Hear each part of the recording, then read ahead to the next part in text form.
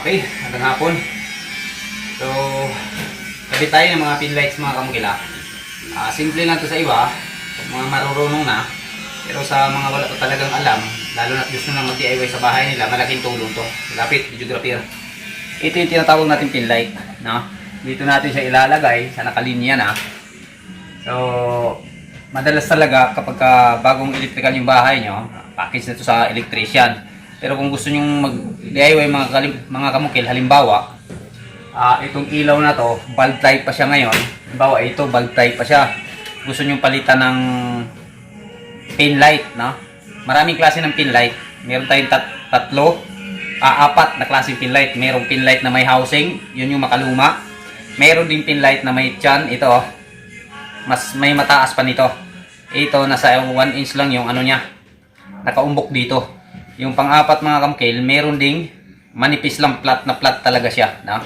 So kapag medyo ipit sa mga paglalagyan, halimbawa yung metal paring matatamaan talaga, mas mainam gamitin yung pinaka manipis.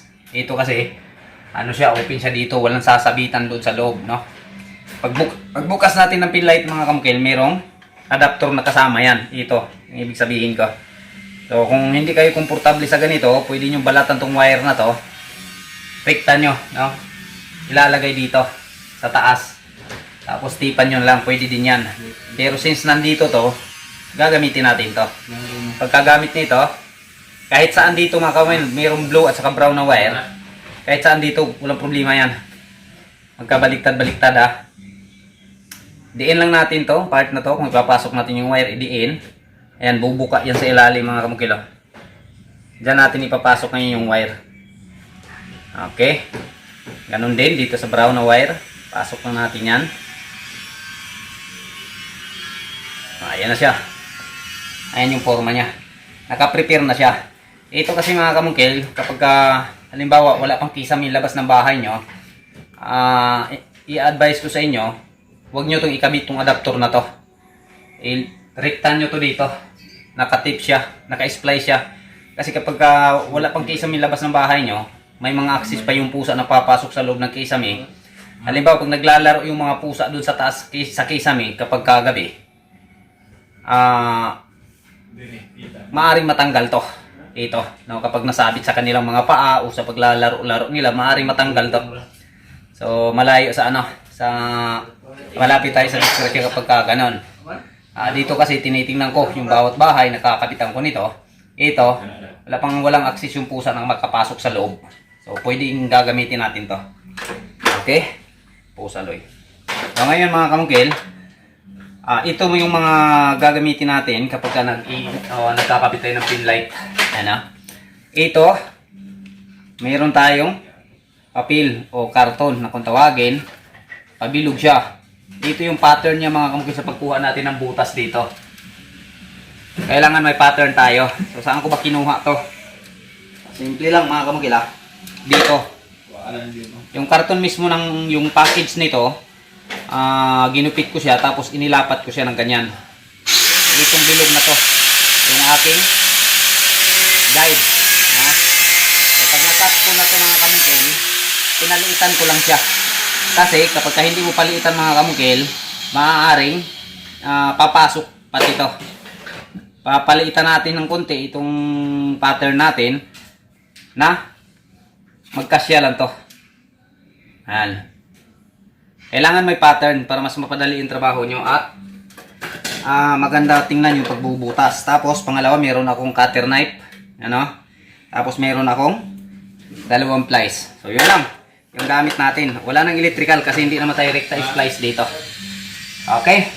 So sa pag-ano naman nito mga kamukil, tapat nyo lang to. Kailangan ma-straight nyo din yung unan yung lagay. Pero ito kasi mga kamukil, naka-straight na to. Itong pagpapasok natin ng ating wires. So wala nang problema.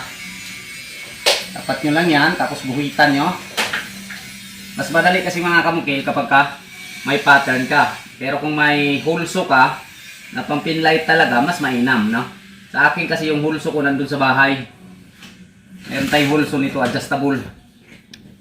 Ayan, may guhit na siya. So, tapos na natin ang guhit ko. susunod natin gagawin, night.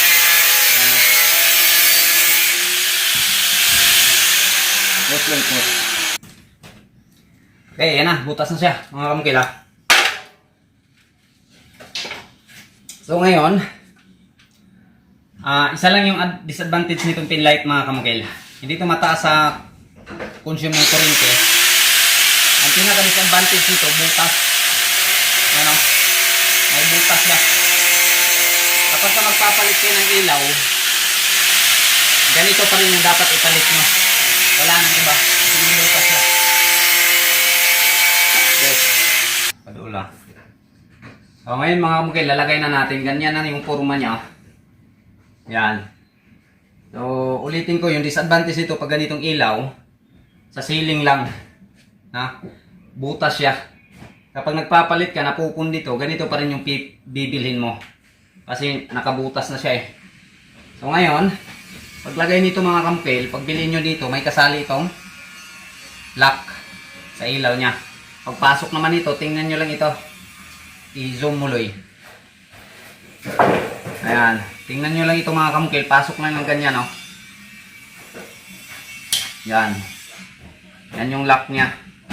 Pag bibili kayo nito, kailangan bago nyo ilabas, i-check nyo muna to. Baka kasi nakaligtaan sa pagpasok. Kasi siyempre, pag bili nito, iti-testing to. So, matatanggal to. Hindi kasi nakakabit to. May iba din dito mga kamukil, nakakabit na to. Ito kasi may iba din, separate siya. Kaya pag nakalimutan to, ay hindi natin malagagamit tong pin light natin. Pasok lang natin. Tapos, iuna natin sa pagpasok to. Ano? Ayan mga kamukil, oh. Tapos, dito na naman sunod. Ayan. Pag ganyan na yung forma niya. Tawa nyo. Okay. See? O, pasindihin natin mga kamukil. Okay. Sindihin bloy. Okay. Sindi na siya. Ito yung sinasabi ko mga kamukil. Oh. Napapansin yung pin light natin. Yung ilaw niya dito. Daylight. Pagdating dito, warm. Doon naman, warm. Doon warm. So, ibig sabihin, itong isang ilaw na to, hindi sabay yung sindi nila. No? Hindi sila pareha ng kulay. So, paano natin resolbahin? So, gaya na sabi ko mga kamukil, on off lang natin yan, mabilisan. Okay. Hanggang 10 bisis yan. 1, 2, 3, 4, 5, 6, 7, 8, 9, 10. Pareha na? Oh. Nakikita nyo mga kamukil, oh. Lahat po, pantay na. So, ganun lang yung diskarte natin. Na? So, para yun sa mga wala pa, hindi pa talaga nakakaalam. Meron pa din mga nagkakabit ng mga pin light na hindi pa nila alam yung mga ganyan. No? So, yun na yung sikreto natin. Nandito lang sa switch yan. Meron pang isang sikreto. Para kung halimbawa hindi kaya dito sa switch, pagkabit mismo dyan sa pinaka pin light, dyan natin siya kukunin na magkapantay silang lahat. Sige daw, sindag utro. Tingnan natin kung pareho na ba yung kulay talaga. Ayan o. Baka natsambahan lang yung kanina ba. Ayan, pareho na. Sige, off mo pa. Tingnan natin. Warm. Ayan o. Pareho na. So mamaya, abangan nyo. Videoin natin lahat. Pagpasin din itong ilaw. No? Yung wala lang dito mga kamukil, center light lang muna. Hindi pa natin makakabit yung center light kasi ino-order pa sa online. Mga pin light at saka strip light pa yung gagawin natin. Napapansin nyo, straight color tayo sa ceiling. Tingnan natin mga kamukil kapag malinis na ito mamaya. Kung maganda pa. Madalas kasi mga kamukil, no? Kapag may mga cove, iba yung kulay niya. So, sa atin, straight color tayo. Tingnan natin. Thank you. Okay.